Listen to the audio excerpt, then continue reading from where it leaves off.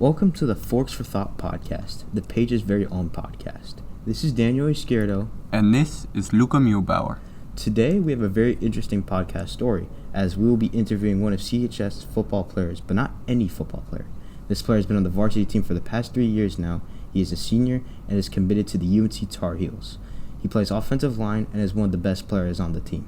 This man is named Trey Blue. We welcome you to listen to this podcast as we first interview Coach Tyrance, head coach of the varsity football team, on what he thinks on Trey Blue. Good afternoon, Coach T, head coach of the varsity football team. Yes. You've known Trey for how many years now? This will be year 4. Year 4 of coaching Trey. Well, Trey's been an incredibly important player for the 4 years he's been here. Powerhouse on the O-line. How has he helped improve this program through his 4 years? So met Trey, of course, is the spring of his 8th grade year.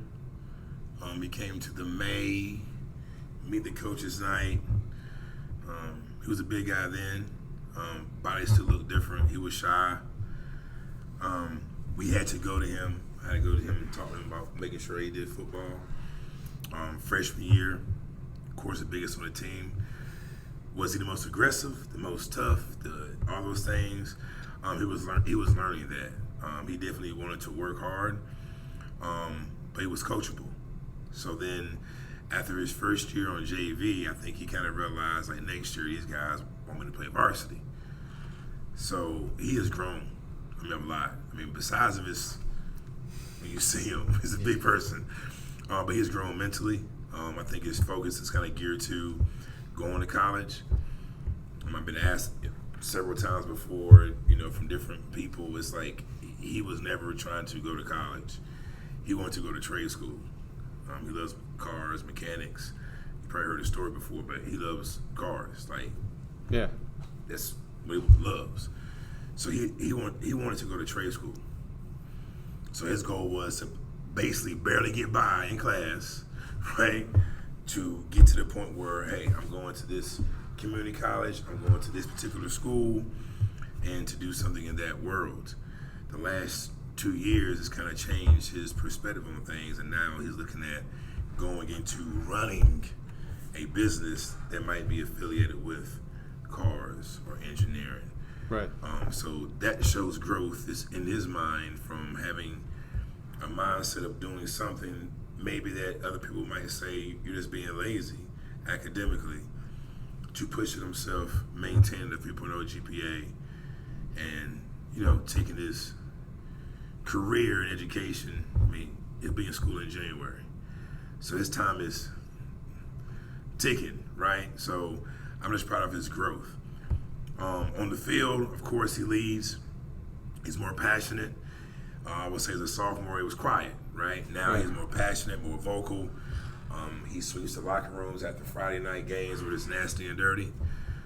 During the week, he's like, hey, guys, come on, make sure our locker room is straight. This past weekend, he was here Saturday morning. Him and Gus both worked with the local chapter of Cary Park Warner. It's called the CFF Challengers, but those kids have special needs. Mm-hmm. He's out there with those kids, and those parents are like, oh my gosh, thank you so much for taking time with my child, who would never play football, but they were playing football, and those kids were enjoying it. So there's a lot of things he does that people don't see that shows his heart and shows his determination. What was your involvement in his commitment towards the UNC football program and other colleges? Well, I think the school that he probably loved the most was the other Blue, right? Duke. Yeah. So one day, I'll never forget, one day he asked me, what should I do? And I said, well, you can't ask me that question because I'm a little biased. I love the Tar Heels, right? I was like, but I said, you have to do what's best for you. But he liked the last staff, the Mike Elko staff that was at Duke. Right. So if Mike Elko was still there or something like that, it could be a different scenario. But Mike Elko now is at Texas A&M. Yeah.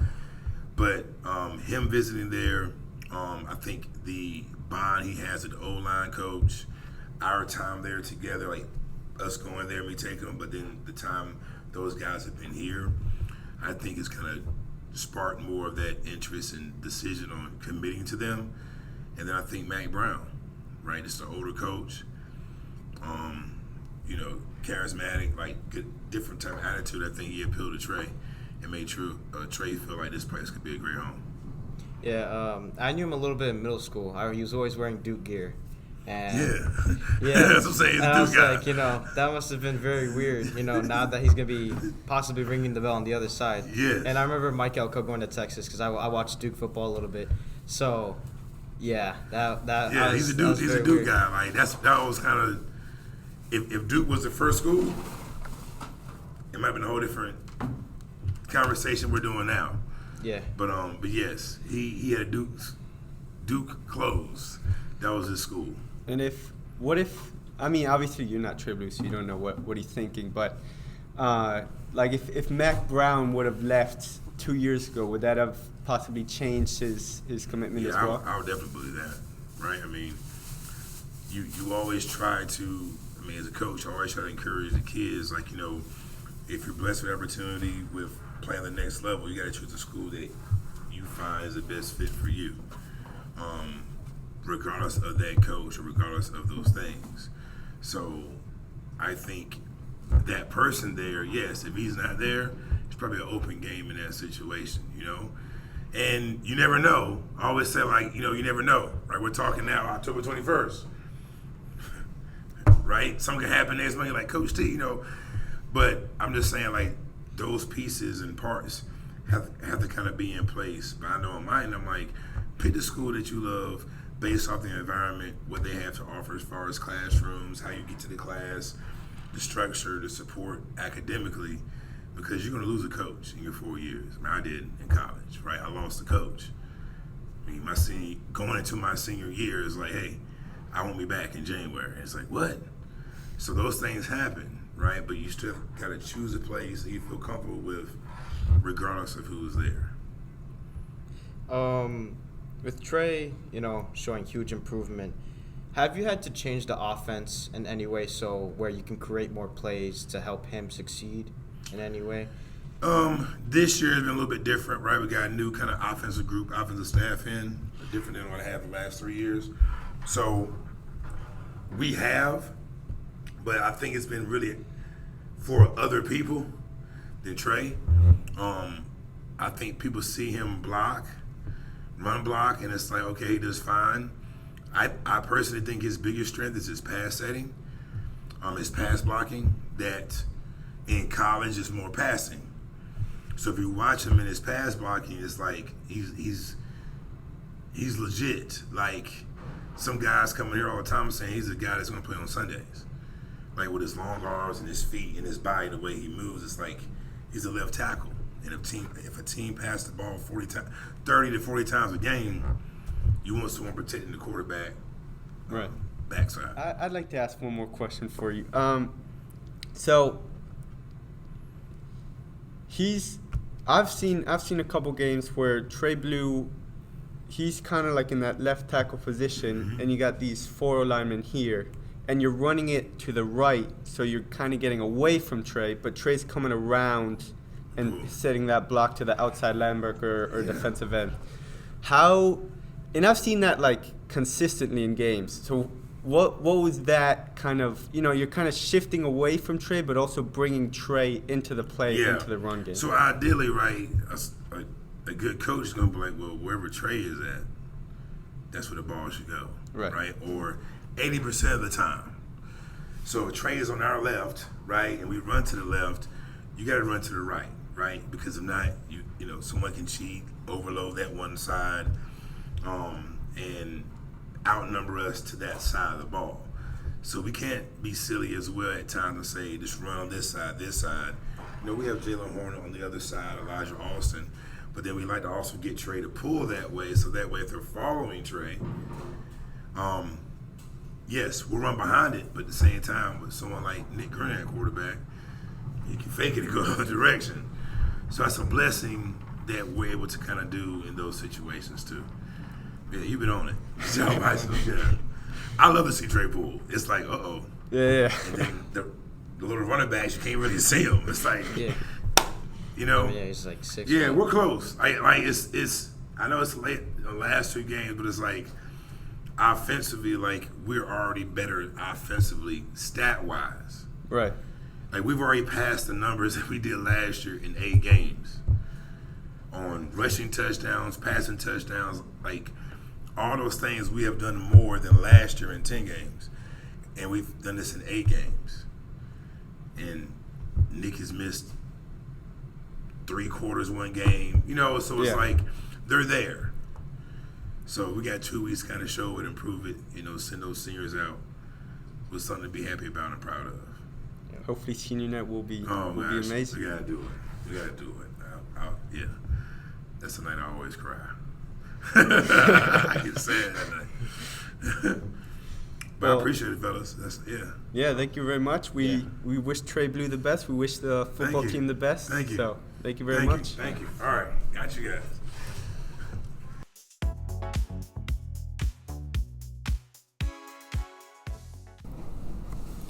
Coach T has a lot of respect for what Trey has been able to do in his football career so far. But as we all see in this next interview with Trey Blue, he doesn't think his story ends here. Good afternoon. Trey Blue, committed to UNC-Chapel Hill, class of 2025. So we'll let's get started here. Let's talk about a bit of your Cary High sort of 4-year career. Obviously, you still have 2 games left, but sort of coming to an end. Over the past 4 years, you've kind of been the powerhouse of the O-line. How's that felt, and what's led you to be so dominant? It's felt great. I mean, you know, going from a JV freshman, not getting the reps that I wanted, but just like, and then my sophomore year, getting on like varsity with a bunch of seniors and mentors, it was just amazing. I got all of my talent came from my seniors from last year. Like, they've built me to what I am today. I wouldn't be anything, you know, without them. It's exciting though, like, just, you know, being at a school like this with like such pride. It's just amazing. And like playing for a team, like especially playing for a coach with like Coach T is amazing. I love playing for him. I wouldn't want to play for any other coach. So it's just this team, this school, it's just playing for that makes it special from what I do. And what's been kind of the leadership transition in those 4 years? It's been flopping around a little bit, but I feel like my junior year I really stepped up into that position. That was my first year as captain on the team, and then this year I'm a captain as well. But last year it was a big transition from our sophomore seniors. I had to really step into the shoes and just, you know, just punch it in there, man. Get everybody back in line, try to at least. You know, we still have struggles with it, but we're all trying, and that's all that really matters. With now that you committed to UNC, how did that process go with, you know, other colleges, and what led you to the decision of choosing UNC? It was really smooth. I mean, I only went to a few colleges, like for visits. I went to Maryland, I went to Duke, but when I went to the camp at Chapel Hill, my second camp, they invited me back, and just the love that they showed at Chapel Hill, it was perfect. It felt like home. It still does. It's always going to be. But the respect from Coach Clem and then Coach Mac Brown, just having him walk in the room and just offer me in person, it just felt really special. So that's just where I felt, you know, loved and wanted, and making relationships with all the other guys on the team. That's just, they all made it feel like home. You know, at middle school, I knew a little bit from the band. You used to wear Duke gear, so yeah, man, I used to be a Dookie, man. Yeah. But when that whole staff left, it just changed my opinion completely, and I had already committed at the time. I mean, they gave me a full scholarship, but I was already on a scholarship for Chapel Hill, so I didn't really see a point in flipping, especially for a coaching staff that I don't really like.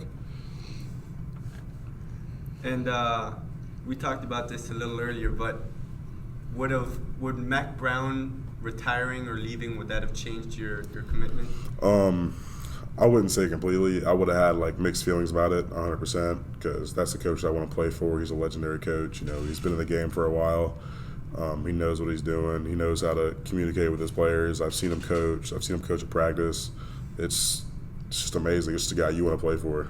He's always checking on you constantly. It's amazing. What are some of the things when you're middle school football, like from transitioning from middle school to high school? How was that? So I didn't really play in middle school. I true. was a fifth quarter player, so I only got on the field like maybe 5 minutes each game, and so I didn't really count it as like an official year of playing. I counted my freshman year as my actual first year because it was a huge change. Like actually getting on the field and starting position, you got more responsibilities than just sitting on the bench. But it was a huge change, but I loved it. Yeah. No, because you would have played maybe 8th or even 7th grade. Yeah, but the COVID year hit, yeah. What would have been, so obviously you're heading into college now, and you'll have to balance like academic and athletics. What's kind of your thought process going into that? What do you mean by that? Like now you kind of balance the athletics and academics, but it's high school, so it's not easier, but almost like a smooth transition. But obviously you're going into a professional, almost like the NFL nowadays with NIL deals and all that. How's the balance gonna feel like for you? It's gonna be rough, at the start because I'm gonna be there in January. Move-in days on the 7th, classes start on the 9th, so I'm jumping straight into it. But it's definitely gonna be rough, especially going from these classes where these are easy, but I gotta go to some college classes that are gonna be constant lectures every day. Then I gotta get up 5 in the morning every day for meetings, practice. So it's gonna be rough at the start, but I feel like I'm gonna get the hang of it. Does your number have any significance at all, or was it just more of like 78, man? It's just the whole line number? Yeah, it's just that's the number they just threw on my back. I was like, all right, kind of like this number. I didn't know if I wanted to switch it, 71 because of Trent Williams, best left tackle in the NFL. But I don't know, 78 is just how I started my career, just how I wanted to end it with it, and hopefully I carry that into college. What about, Coach T, he talked about that you also were willing to go into trade school.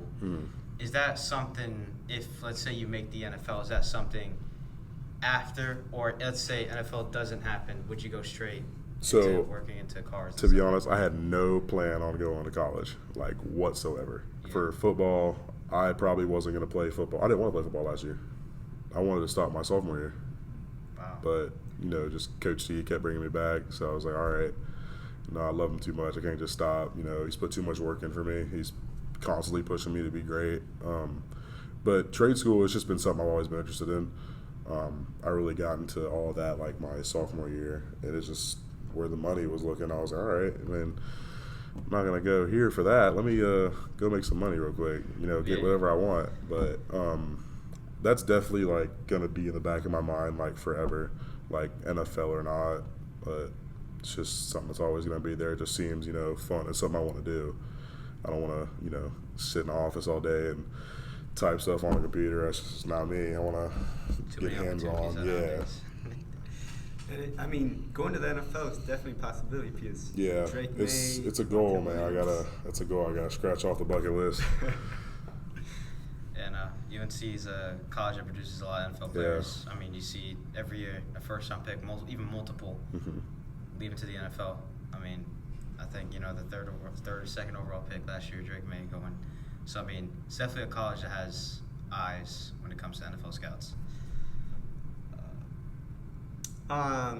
You mentioned Coach T a lot. How's that kind of connection with him? And obviously, I think you do kind of like the Cary coaching, where it's like the program, kind of off season and in season. How's that been with Coach T? Oh, it's been amazing. I mean, like I said earlier, he's the reason why I'm still playing football. Well, he's the reason why I'm still playing for Cary. It's just he's a guy you want to play for. He's a guy that's going to push you a lot, 24/7. He's never going to leave you behind. He cares about everybody. He's just a great guy. Like, he's a He's a great man. He's just that's a guy who plays football for, man. He's amazing. Love that guy to death. But yeah, off season he'll work, like we'll be in the weight room during spring and it's just he'll throw a weight on you can't do, but hey, you're gonna do it eventually. And you're gonna find it in you to do it. And that's what I like about him. He pushes you to your limits. It's just amazing. That's what you need in a coach. I think everybody needs that. You have any pre-game, after-game superstitions? Or you just, I out, clock in? Yeah, I get there, guys are all hyped, listening to the music. I just plug my headphones in, man, and I try to relax best I can. But, once I step on the field, it's business. You gotta take care of business. And after, go get some grub with your peoples, but that's about it, really. Well, I don't know if you'd like to mention anything else that we may have missed, but that's really all we have for you. Yeah, I think we pretty much covered everything, guys. Yeah. Well, thank you so much, and best of luck for the rest of the season, and best of luck for UNC football. I appreciate it. Yeah. Hopefully, maybe NFL. Yeah, man, that's the goal. Right. I'm ready for it. Thank you. Thank you for listening to this podcast on Trey Blue. We are Luca Muhlbauer, Daniel Izquierdo. and we hope that you listen to future podcasts either on the YouTube channel or on chsthepage.com.